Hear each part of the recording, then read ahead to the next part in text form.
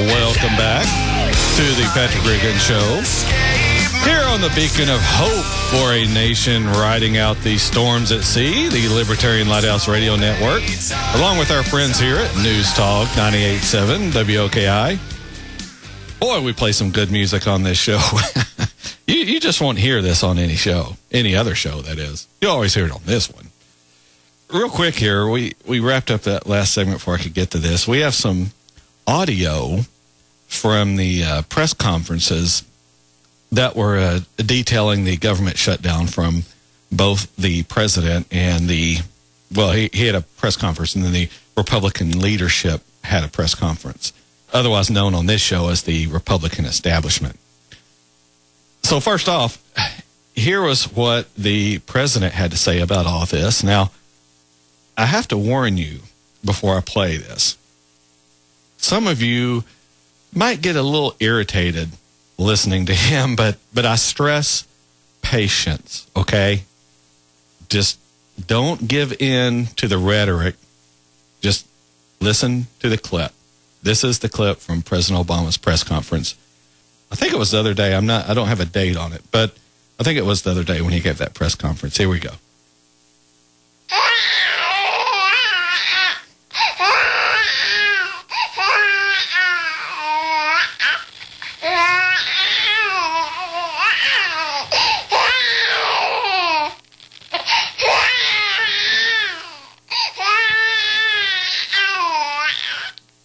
Wow.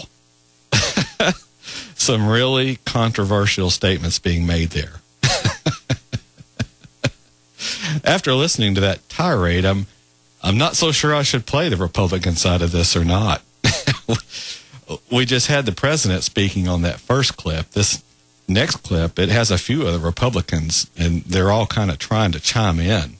So, okay, I think I'll go ahead and play it against my better judgment. But here's the Republican press conference. Now, they're all trying to speak at once, so it might be a little hard to make out exactly what they're saying. But if you listen closely, you can understand it.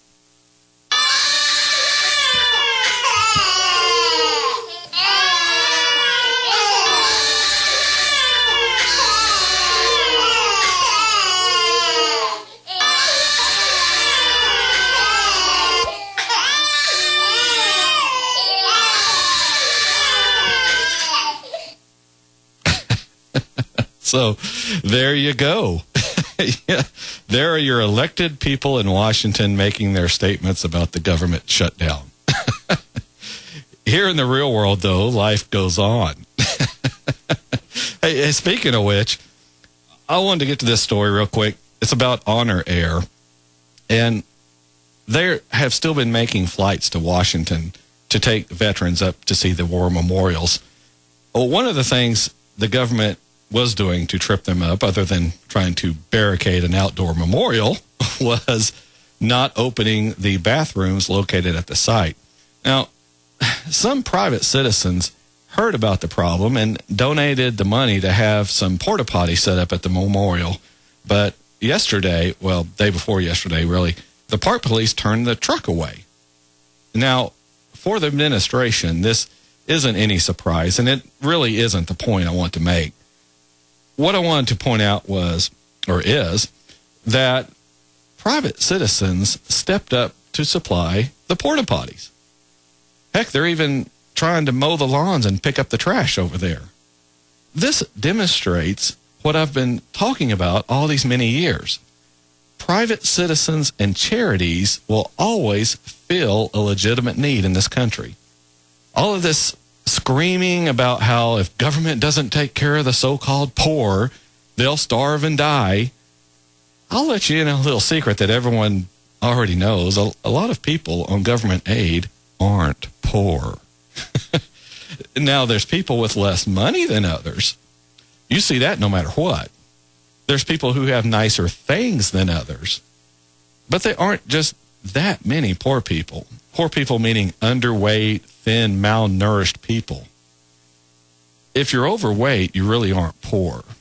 You have less money than other people. You're probably eating the wrong foods. I eat the wrong foods. You have bad health habits, but you aren't poor. Poor is Africa. Poor is people getting by on one meal every day or so. That's poor. And there's a huge difference in that, being poor and being lazy. We were taking care of people and feeding the hungry and clothing the needy before the government got involved. So why did it? Well, command and control. The government lusts after power. It wants to be in charge of everything it can. That's what governments do. They want to increase their power over more of your daily life, over more things in this country. Just look at history. You'd be hard-pressed to point to a period of time where government was trying to get smaller, where it was trying to reduce its impact in this country, where it was trying to back away and let you make your own decisions about how to run your life. From the very beginning, government has steadily increased its spending, its control, well, it's outright tyranny over the rest of the population of this country. It's a natural progression. This is why our founders said we'll probably have to overthrow our own government at some point. They knew what a lot of us are starting to realize today. Government isn't going to back off by itself. It isn't going to take, or it is going to take an active participation by the citizens of this country electing competent and limited government candidates. I mean, you see what's happening now. Park police actively oppressing citizens of this country, closing down roads and treating fellow citizens like they're criminals. I mentioned this on our Facebook page just this week, referencing the story on Yellowstone.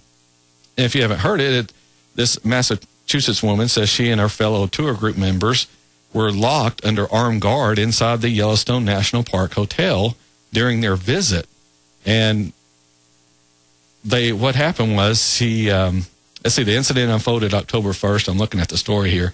When they were already inside the park, and a ranger would not let them off the tour bus to photograph roaming bison. The bus stopped along a road where a large herd of bison passed nearby.